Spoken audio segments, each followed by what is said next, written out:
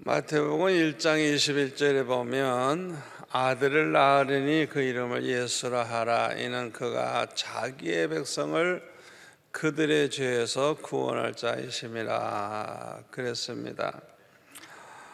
이 말씀대로 예수님이 이 세상에 오신 목적은 하나님께서 택한 백성, 하나님의 백성, 그들의 백성을 그들의 죄에서 구원하기 위해서 이 세상에 오셨습니다.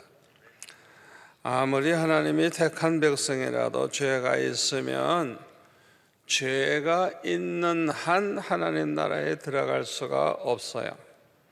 영생을 얻을 수가 없어요. 그래서 하나님께서는 그의 택하신 백성들을 그들의 죄에서 구원하기 위해서 독생자 예수님을 이 세상에 보내 주신 것입니다. 그런데 예수님께서 그의 백성들을 그들의 죄에서 구원하려고 하면 그들의 죄값을 다 대신 치러야 돼요. 죄에서 구원하려면 그들의 죄값을 대신 치러야만 그들을 구원할 수가 있는 것입니다. 그런데 로마서 6장 23절에 보면 죄값은 사망이라 그랬거든요. 우리 인간은 죄로 말미암아 죽게 됐어요. 죄로 말미암아. 하나님께서 에덴 동산에 아담과 하와가 살게 하시면서 그 에덴 동산 중앙에 있는 선악을 알게 하는 나무의 열매만은 먹지 마라. 다른 건 다 먹어도 좋다. 그래서요. 그때 생명나무 열매를 먹었으면 얼마나 좋을까요? 그거는 안 먹고 먹지 말라고 한 선악과를 이 하와가 따먹고 또 자기 남편에게도 갖다 줘가지고 이 아담도 함께 먹게 되었습니다. 그러므로 이 죄값으로 모든 인간은 이제 죽게 된 것입니다.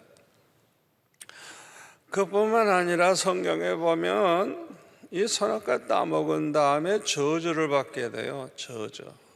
여러 가지 저주를 받게 되는데 이 세상에 사는 동안에 늙고 병들고 환난과 재난으로 많은 고생을 하다가 죽는 인간이 되었어요. 또 죽어서는 어떻게 해요? 영원한 지옥불에 들어가서 이제 멸망을 당하게 되는 이런 불행을 당하게 되었습니다. 우리가 이 세상에서 아무리 불행하다 해도 이렇게 영원히 지옥불에 들어가는 불행보다는 없을 줄 압니다. 이거는 영원한 고통이 계속되는 것이기 때문에 그렇죠. 오늘날 수많은 사람들은 이것을 모르고 날마다 죄 가운데 살고 있어요. 몰라서 그래요. 몰라서.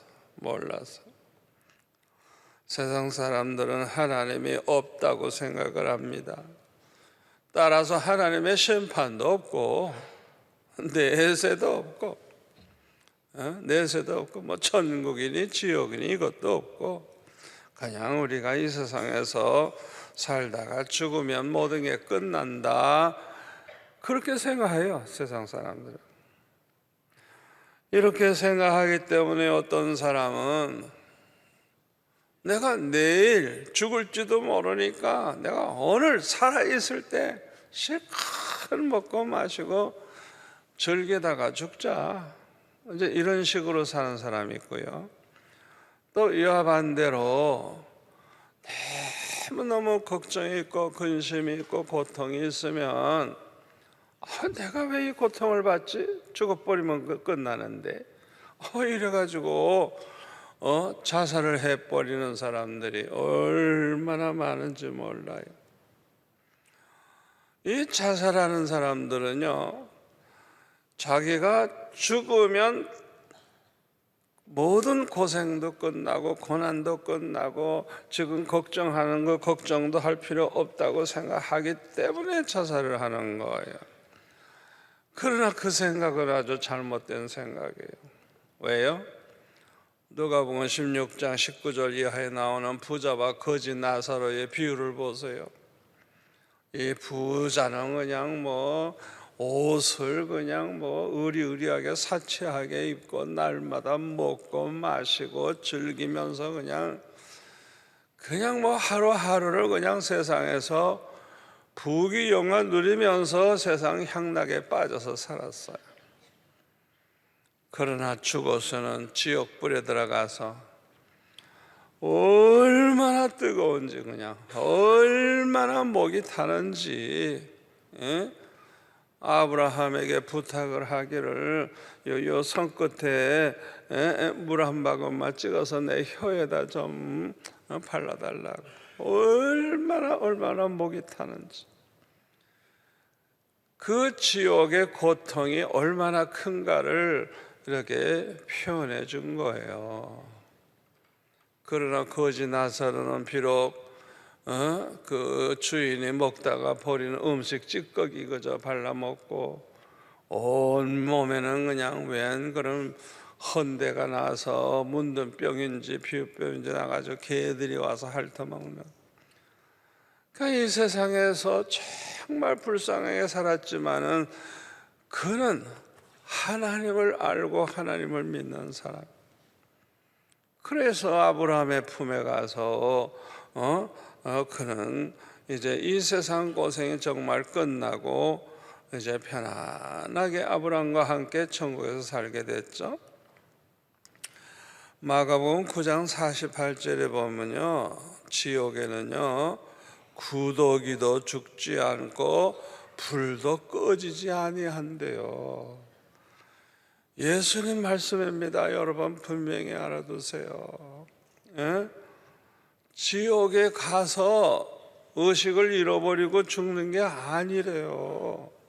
구더기도 죽지 않는다는 말은 지옥에 가서도 의식이 다 있는 거예요. 그러니까 뜨겁고 그 목마름과 그 고통 속에서 아주 그냥 평생 아주 극한 고통 속에서 영원히 사는 거예요. 그게 지옥이에요. 그 지옥불이 잠시라도 꺼지지 않아요. 계속해서 끝없이 불타오르는 그 속에서, 여러분 사람이 불타 죽을 때 얼마나 괴롭겠어요. 그 고통을 당하는 것이 지옥이에요. 지옥. 사람이 죽음으로 모든 것이 끝나는 것이 아닙니다. 영원한 세계가 있어요. 천국에 가서 영원히 하나님과 함께 행복하게 사느냐, 아니면 지옥에 가서 그 불 속에서 고통을 당하느냐, 둘 다 영원한 세계예요. 끝이 안 나는 거예요. 우리가 그것을 알아야 돼요. 그러므로 저와 여러분은 이 세상에 사는 동안에 예수님 꼭 붙잡고 예수님을 믿고 죄사함 받고 영생을 얻어야 할 줄로 믿습니다. 우리 예수님은 우리의 모든 죄를 대속하시려고 우리가 받아야 할 고난을 대신 다 받으셨어요. 오늘 본문에 보면 예수님은 우리가 받아야 할 신문을 대신 받고 계십니다. 그런데 예수님은 그 당시에 대제사장인 가야바에게서 신문을 받지 아니하시고 그의 장인, 요한복음 18장 14절에 나오죠. 그의 장인인 안나스에게 신문을 받으셨어요. 이 안나스라고 하는 사람은 주후 5년에서 15년까지 대제사장으로 있으면서 이스라엘 종교적 지도자 역할을 한 사람인데요. 그 당시에 대제사장은 종신직이었습니다. 캐톨릭 교황도 종신직이에요. 죽을 때까지 하는 거예요. 또 일본 천황도 그래요. 연세가 많아서 본인이 이제 그만두겠다 하니까 그만두는 거지 누가 그만두게 할 수가 없어요. 끝까지 할 수 있어요. 본인이 감당만 할 수 있다고 하면 평생 그 일을 하는 것입니다. 그러므로 이스라엘의 이 대제사장은 이스라엘의 종교적 지도자일 뿐만 아니라 종교계에서는 왕과 같은 존재인 거예요. 더군다나 이스라엘 사람들은 정치보다 종교를 더 중요시하는 그런 사람들이기 때문에 그 당시에 이스라엘을 점령하고 있는 로마 제국은 이 나라를 다스리기가 너무너무 어려웠어요. 그래서 로마 정부는 안나스에게 대제사장으로서 정치와 경제에 대한 모든 권리를 마음껏 행사하게 해줬어요. 그 대신 한 가지 조건을 내세웠는데 이 대제사장직을 종신직이 아니라 1년직으로 바꿨어요. 그리고 자기가 물러나면서 자기가 원하는 사람을 다음 대제사장으로 임명할 수 있게 해줬어요. 이것은 하나님의 법을 어기는 것이죠. 성경엔 하나님은 그렇게 하지 않았어요. 이걸 받아들이면 안 되죠. 그런데 안나스는 로마 정부의 제안을 받아들이고 자기 아들과 사위들을 대제사장으로 세워서 그런 뒤에서 계속 모든 것을 조정하는 역할을 했어요. 그러니까 아무리 대제사장이 바뀌어도 실권은 누가 가지고 있어요? 이 안나스가 가지고 있어요. 자기 아들이나 사위는 그냥 호수아비 대제사장이고 모든 걸 움직이는 실권은 이 안나스라고 하는 사람이 가지고 있었던 것입니다. 그래서 예수님을 신문할 때도 그 해에 대제사장인 가야바에게 가서 예수님의 신문을 받지 않고 이 안나스에게서 신문을 받게 된 것입니다. 그런데 오늘 보면 19절에 보면 안나스는 예수님을 신문할 때 예수님의 그 제자들과 그의 교훈에 대해서 이제 질문을 합니다. 이때 예수님은 그 질문에 대해서 일일이 설명하지 않아요. 20절과 21절에 보면은 내가 드러내놓고 세상에 말하였노라. 모든 유대인들이 모이는 회당과 성전에서 항상 가르쳤고 은밀하게는 아무것도 말하지 아니하였거늘 어찌하여 내게 묻느냐? 내가 무슨 말을 하였는지 들은 자들에게 물어보라. 그들이 내가 하던 말을 아느니라. 우리 주님은 은밀하게 그렇게 말하지 않고 모든 사람들, 유대인들이 모이는 회당이나 성전에서 공개적으로 항상 말씀을 하셨기 때문에 모든 사람이 다 알아요. 자기도 알지. 그걸 왜 묻느냐 이거야. 그냥 이거 다른 사람한테 물어봐도 된다 이거야. 우리 주님이 그렇게 대답을 하셨어요. 예수님이 이렇게 말씀하신 것은 이유가 있어요. 첫째로는 요 안나스가 다 알면서도 예수님의 제자가 누군지 어떤 사람인지 다 알면서도 질문하고 있는 거예요.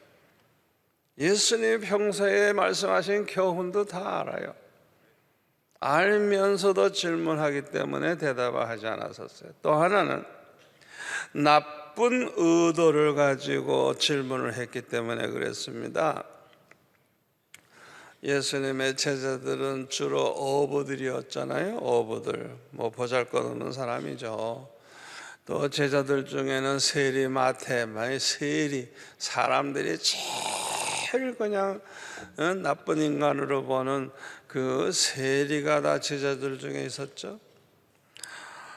그리고 이들은 다 예수님 버리고 도망갔어요. 베드로는 멀찍이 따라오긴 했지만은 예수님을 모른다고 부인하고 맹세하고 예수님을 저주까지 했어요.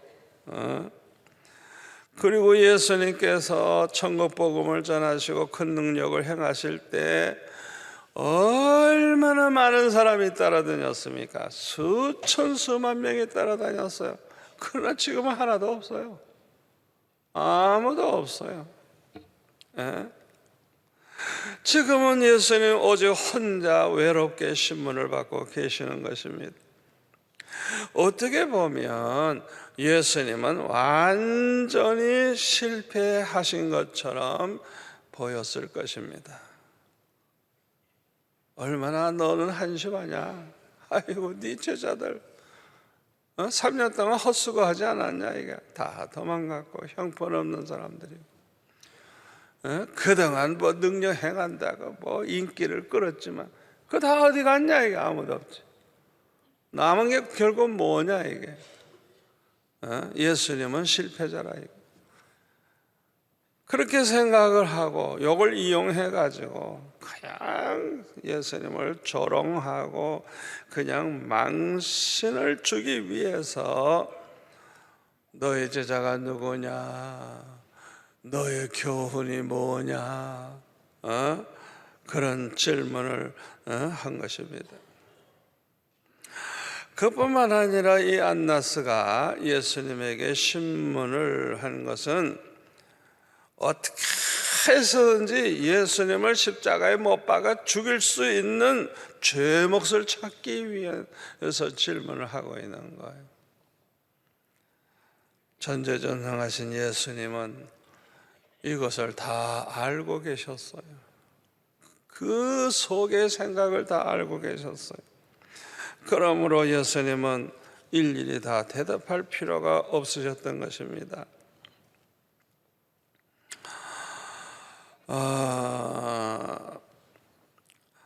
예수님이 대답을 하지 않고 여기 있는 사람들 다 아니까 그 옆에 있는 사람에게 물으라고 예수님 말씀하셨을 때 그 옆에 있던 하석 중에 하나가 예수님을 치면서 때렸다는 것이죠. 네가 대제사장에게 이같이 대답하느냐 하면서 이제 큰 소리를 쳤습니다. 이때 22절에 보면 이 말씀을 하심에 곁에 섰던 아랫사람 하나가 손으로 예수를 쳐 이르되 내가 대제사장에게 이같이 대답하느냐 하니 예수께서 대답하시되 내가 말을 잘못하였으면 그 잘못한 것을 증언하라. 바른 말을 하였으면 네가 어찌하여 나를 치느냐. 우리 주님의 말씀을 하셨습니다. 우리 예수님은 전지전능하시고 절대 주권을 가지신 하나님의 아들이십니다. 그런데 왜 이렇게 나약한 모습으로 신문을 받으시고 그 하찮은 인간에게 얻어맞기까지 하셨습니까? 예수님은 오직 아버지 하나님의 뜻에 순종해서 하나님의 백성을 그들의 죄에서 구원하기 위해서 그들의 죄값을 짊어지시고 십자가에 못 박혀 죽으시기로 결심하셨기 때문에 예수님의 그 권능을 행하지 아니하시고 나약한 인간의 모습으로 이렇게 신문을 받으시고 얻어맞기도 하시고 이런 모독을 당하게 되신 것입니다. 그래서 누가복음 22장 53절 말씀대로 이제는 노예의 때요 어둠의 권세로다. 지금은 노예 때요 어둠의 권세이기 때문에 너희들이 다 주장하는 때이기 때문에 우리 주님께서 그렇게 당하신 것입니다. 어떻게 보면은 잠시 동안이지만은 그들이 왕 노릇하며 마음껏 악을 행할 수 있는 그런 기회가 주어졌다는 것입니다. 그래서 예수님은 죄인들이 받아야 할 고통을 대신 다 받으신 것입니다. 지금도 세상을 보면요, 악한 자가 더절되고 모든 것이 형통하는 것 같이 보이죠? 여러분 잘 들으세요. 그것은 잠시뿐입니다. 잠시뿐이에요. 시편 73편 1절에 보면은 이 시편 기자가 아주 낙심할 뻔했어요. 왜요? 아니, 악한 인간들이 모든 게 형통해. 그들은 죽을 때도 고통이 없고 그 힘이 강건하고 사람들이 당하는 고난이 그들에게는 없어. 재앙도 그들에게는 없고, 그러니까 교만해가지고 그냥 그들이 얼마나 못된 짓을 하는지 그냥 살은 퉁퉁 쪄가지고 그냥 모든 게 잘 되는 걸 보니까 이거 이상하다. 내가 깨끗하게 13절 내가 그동안에 깨끗하게 산 게 이게 쓸데없는 거 아니냐 이거예요. 왜 나는 종일 재난을 당하느냐 이게. 왜 아침마다 징벌을 받고.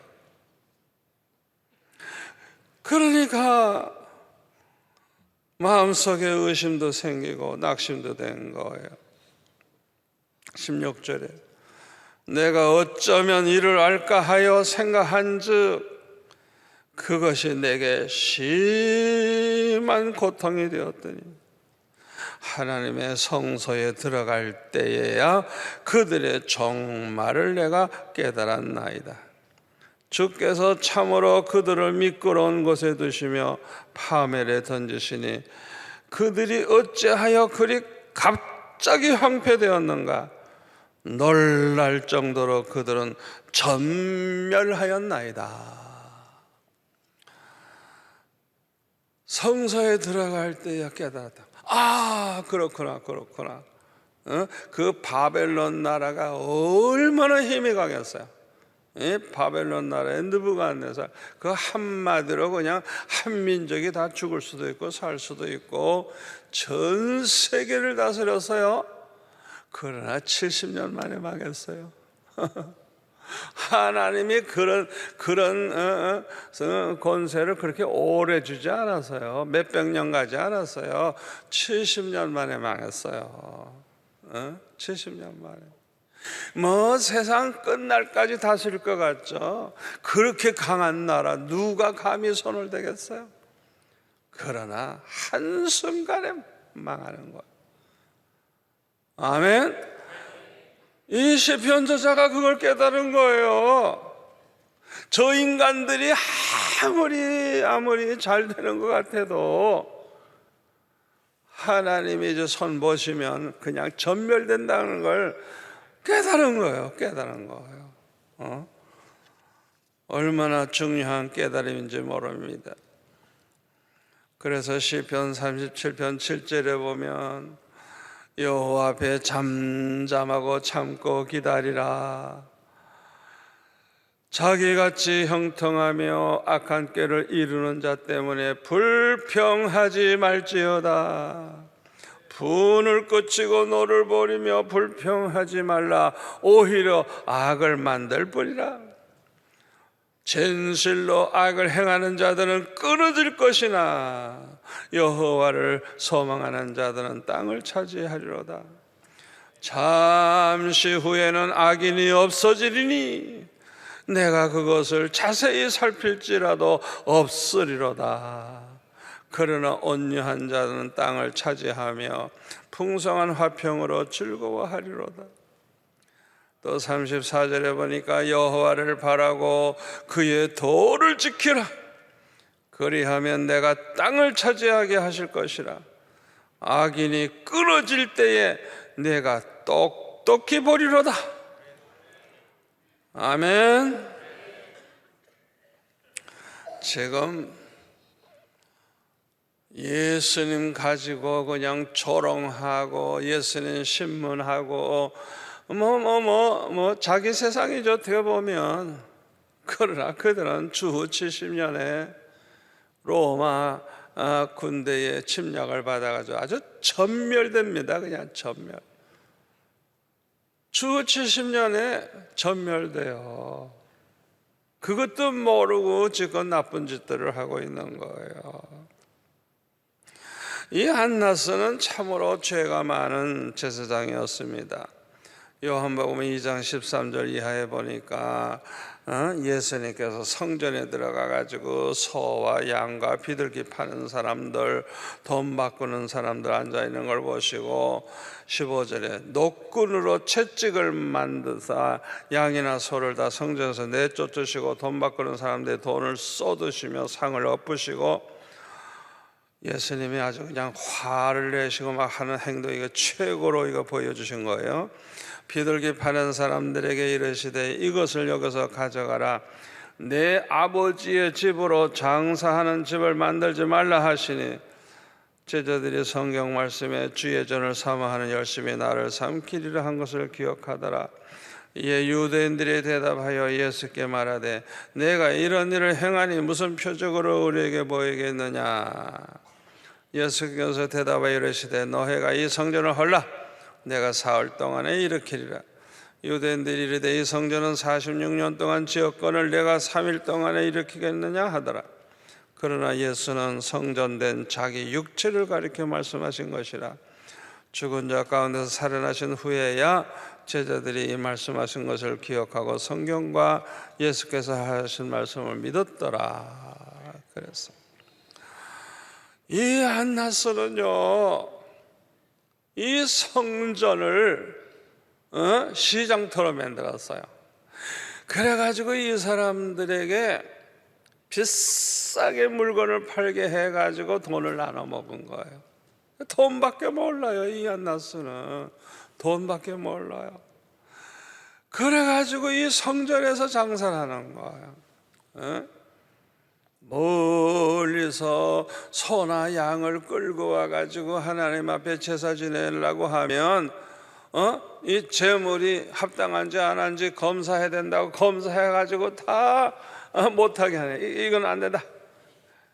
그리고 작은 애들 걸 사서 하도록 몇 배로 비싸게 사가지고 바치도록 그런 나쁜 짓을 해가지고 그렇게 돈을 번 거예요.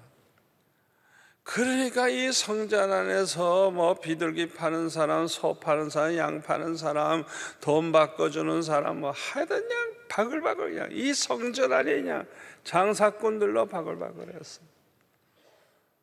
하나님께 예배해야 되는 것인데, 하나님께 찬양을 돌려야 하는 것인데 시장이 됐어요. 시장이 이 돈의 눈이 어두워가지고. 그러니까 예수님이 그걸 가만두시겠어요? 장차 받을 심판도 있지만은 예수님께서 얼마나 무섭게 책망을 하셨는지 몰라요. 누가복음 16장 13절에 보니까 집 하인이 두 주인을 섬길 수 없나니 혹은 이를 미워하고 저를 사랑하거나 혹은 이를 중히 여기고 저를 경히 여길 것이니라. 너희는 하나님과 재물을 겸하여 섬길 수 없느니라. 바리새인들은 돈을 좋아하는 자들이라. 이 모든 것을 듣고 뭐라고요? 비웃거늘. 예수님의 이 교훈을 들으면서 비웃었어요. 왜? 이 사람은 돈 좋아하니까 돈이 최고지 이런 사람들이니까 예수님의 교훈을 받아들이지 않고 비웃었어요. 누가복음 20장 45절에 보면 모든 백성이 들을 때에 예수께서 제자들에게 이르시되 긴 옷을 입고 다니는 것을 원하며 시장에서 문안받는 것과 회당의 높은 자리와 잔치의 윗자리를 좋아하는 서기관들을 삼가라. 다 같이요. 그들은 과부의 가산을 삼키며 외식으로 길게 기도하니 그들이 더 엄중한 심판을 받으리라 하시니라.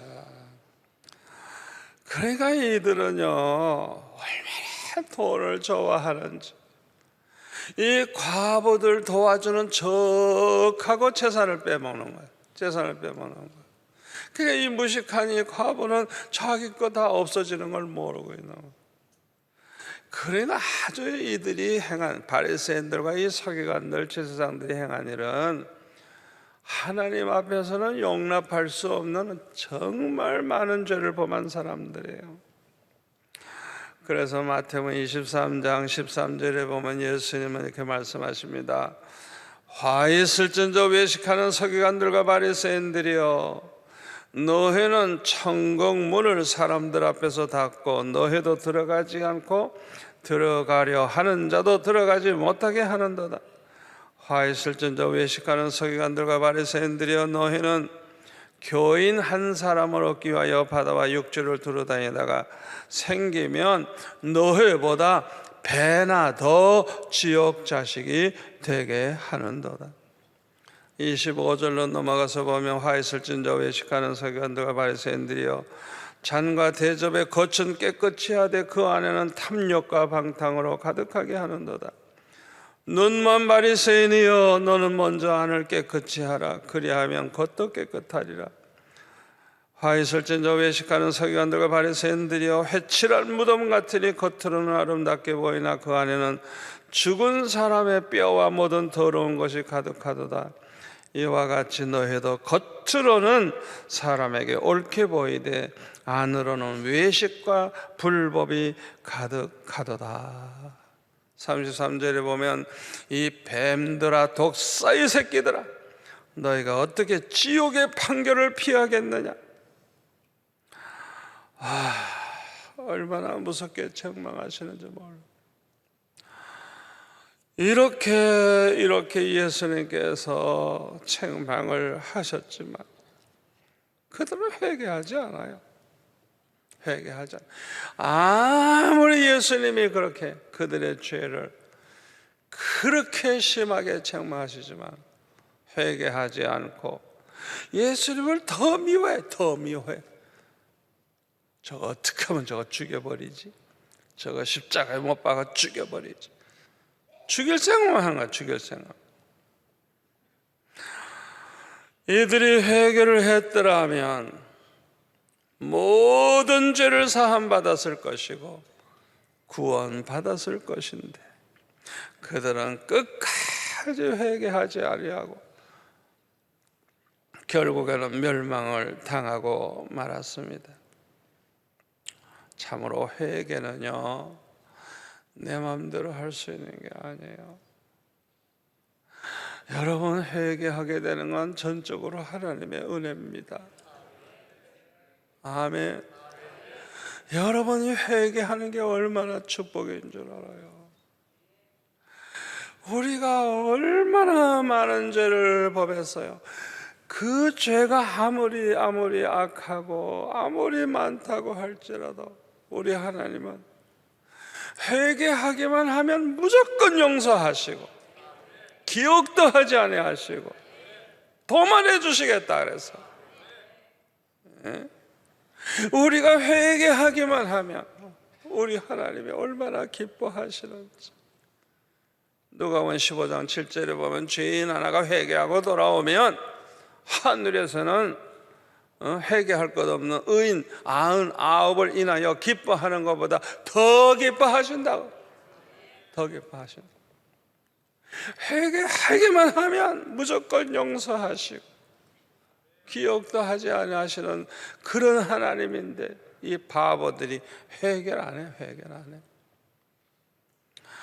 여러분, 누가복음 15장 11절 이하에 나오는 탕자의 비유 보세요. 그 둘째 아들이 그냥 모든 재산 탕진해 버리고 얼마나 많은 죄를 범했겠어요. 그가 굶어 죽게 생겼으니까 이제 아버지 집에 돌아가서 이제는 아들 노릇은 못하겠고 그저 하인 중에 하나로 써주세요. 그렇게 하려고 찾아왔어요. 그러니까 자기 잘못을 알고 회개하는 마음 가지고 찾아왔어요. 그런데 그 아버지는 어떻게 해요? 무조건 목을 끌어안고 입을 맞추고 그냥 이 아들은 죽었다 살아난 아들이고 잃어버렸다 찾은 아들이라고 그러면서 그냥 좋은 옷 갖다 입히고 가락지 끼워주고 신발 신겨주고 송아지 잡아 잔치를 해주고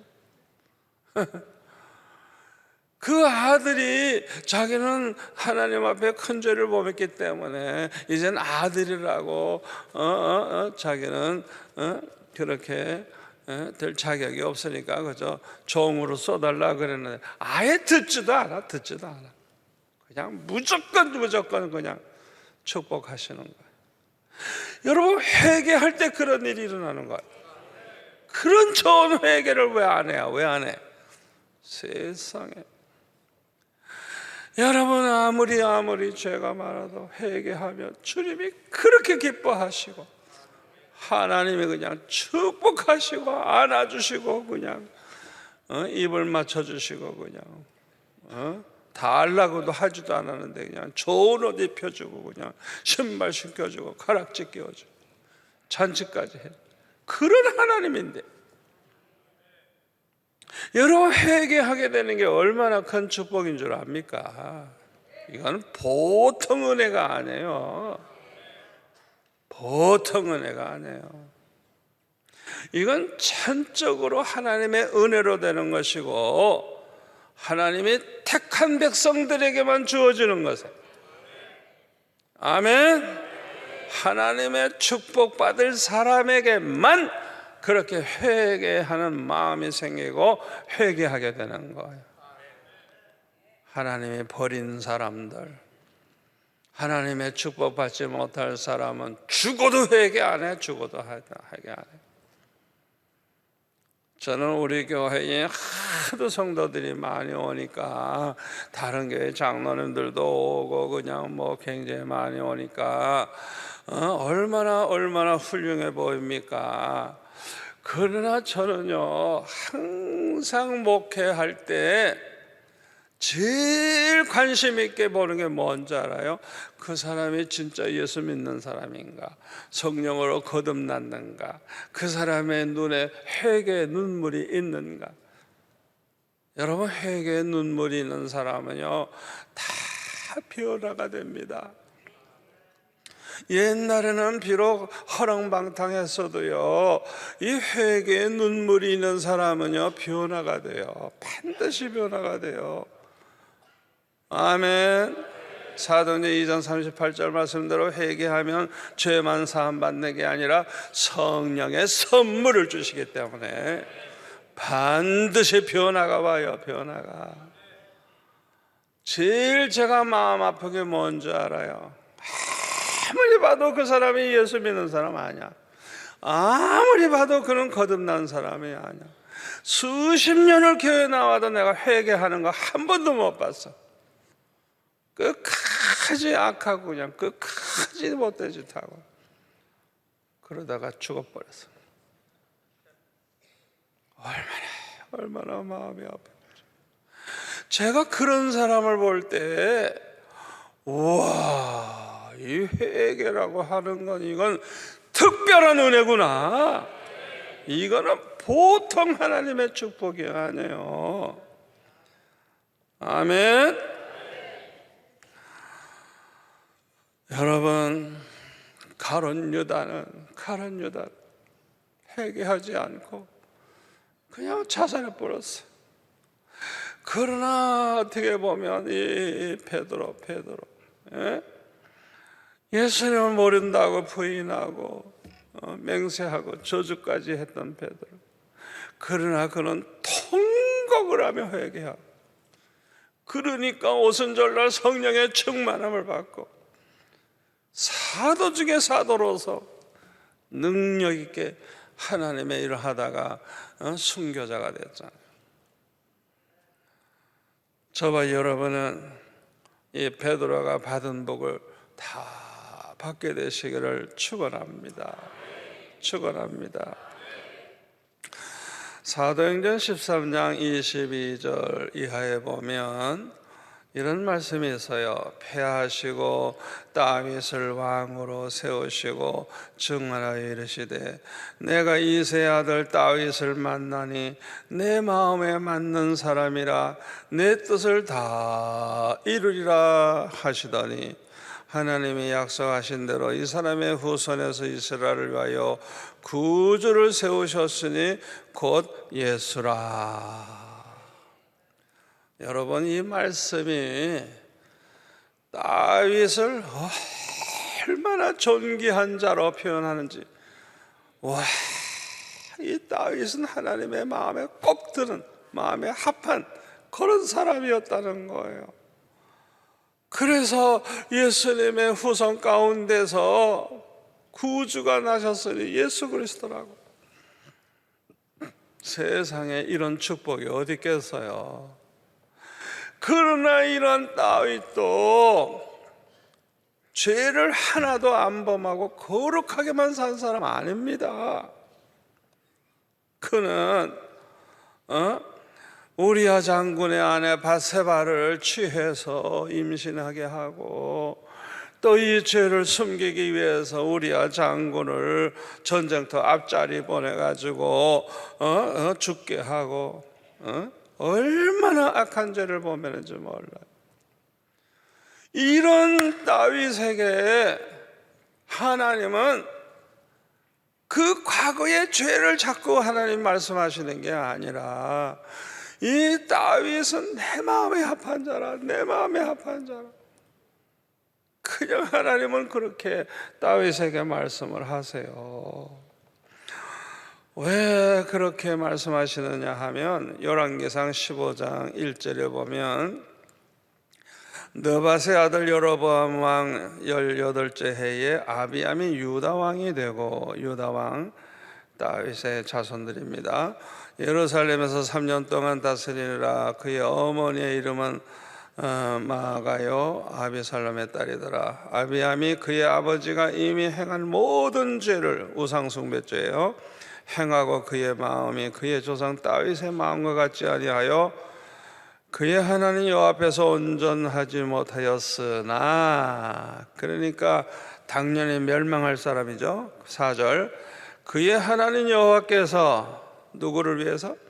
다윗을 위해서 예루살렘에서 그에게 등불을 주시되 그의 아들을 세워 뒤를 잇게 하사 예루살렘을 견고하게 하셨으니 이는 다 같이요 다윗이 햇사람 우리아의 일 외에는 평생에 여호와 보시기에 정직하게 행하고 자기에게 명령하신 모든 일을 어기지 아니하였음이라. 다윗도 죄가 있어요. 우리아의 사건, 밧세바를 취하고 우리아를 죽인 이 죄, 요거 하나 빼놓고는 평생 하나님 앞에서 정직하게 살았고 하나님 말씀하신 걸 어긴 일이 없대. 어긴 일이 없대. 어긴 일이 없대. 여기서 우리는 하나님 앞에서 정직하게 사는 것이 얼마나 중요한 것인가를 알 수가 있습니다. 열왕기상 14장 8절에도 보면 내 종 다윗이 내 명령을 지켜 전심으로 나를 따르며 나 보기에 정직한 일만 행하였다 그랬습니다. 아주 그냥 전심으로 주님을 따르고 하나님 보시기에 정직한 일만 했다. 한때는 그렇게 죄를 범했지만 그거 빼놓고는 평생 그렇게 살았다는 거예요. 여러분이 다윗이 이렇게 축복받은 비결이 뭔 줄 압니까? 사무엘하 11장에 보면은 범죄하는 사건 내용이 나오는데요. 이 사무엘하 12장 7절에 보면 나단 선지자가 그 하나님의 말씀을 가지고 이제 다윗을 이제 책망합니다. 나단이 다윗에게 이르되 당신이 그 사람이라. 이스라엘의 하나님 여호와께서 이와 같이 이르시기를 내가 너를 이스라엘 왕으로 기름 붓기 위하여서 너를 사울의 손에서 구원하고 내 주인의 집을 내게 주고 내 주인의 아들 아내들을 내 품에 두고 이스라엘과 유다 족속을 내게 맡겼느니라. 만일 그것이 부족하였을 것 같으면 내가 내게 이것저것을 더 주었으리라. 그리한데 어찌하여 네가 여호와의 말씀을 없은 여기고 나보기에 악을 행하였느냐? 내가 칼로 햇사람 우리아를 치되 암몬 자손의 칼로 죽이고 그의 아내를 빼앗아 네 아내로 삼았도다. 이제 내가 나를 없은 여기고 햇사람 우리아의 아내를 빼앗아 내 아내로 삼았은즉 칼이 내 집에서 영원토록 떠나지 아니하리라.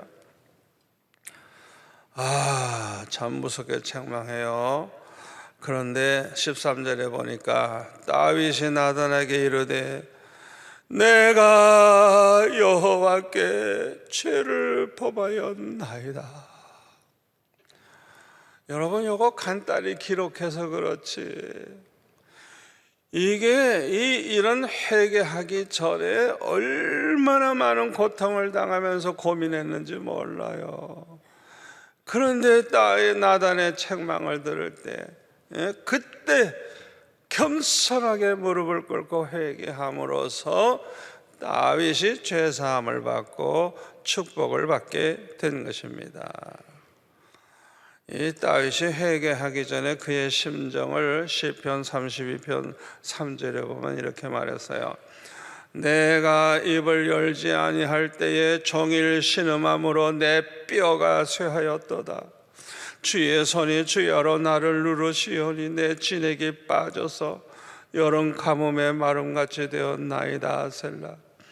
내가 이르기를 내 허물을 여호와께 자복하리라 하고 주께 내 죄를 아뢰고 내 죄악을 숨기지 아니하였더니 곧 주께서 내 죄악을 사하셨나이다. 셀라. 다윗이 회개하기 전에 얼마나 마음이 지옥과 같은지 그냥 이루 말할 수 없는 고통을 당하는 거예요. 그러나 내 허물을 하나님께 자복하리라고 결심하고 내 죄악을 숨기지 않고 하나님 앞에 다 자백을 하니까 하나님이 다 용서해 주셨다는 거예요. 사랑하는 성도 여러분, 오늘 우리 주님, 우리를 위해 고난당하신 주님을 기쁘시게 해드리기를 원하십니까? 여러분, 오늘 하나님 앞에 회개할 거 있으면 회개하세요. 회개하세요. 하나님 앞에 모든 죄를 숨김없이 다 아뢰을 생각을 하시고 하나님 앞에 여러분들이 그렇게 마음을 돌이키면 그 마음만 보시고도 우리 하나님은 기뻐하세요. 아멘. 우리를 위해 고난받으신 주님을 위로해 드리려고 하면 우리가 죄를 끊어버리고 하나님 앞에 거룩하게 살 때 우리 하나님을 기쁘시게 해드림으로 보답하게 될 줄 믿습니다. 기도하겠습니다. 아버지 하나님, 감사합니다. 오늘 주신 말씀이 우리에게 축복이 될 줄로 믿습니다. 우리가 세상 사람들처럼 제멋대로 살지 않게 하시고 철저히 회개함으로 죄사함 받게 하시고 돌아온 탕자가 받은 복을 우리도 받아 누리게 하여 주옵소서. 예수님의 이름으로 기도합나이다. 아멘.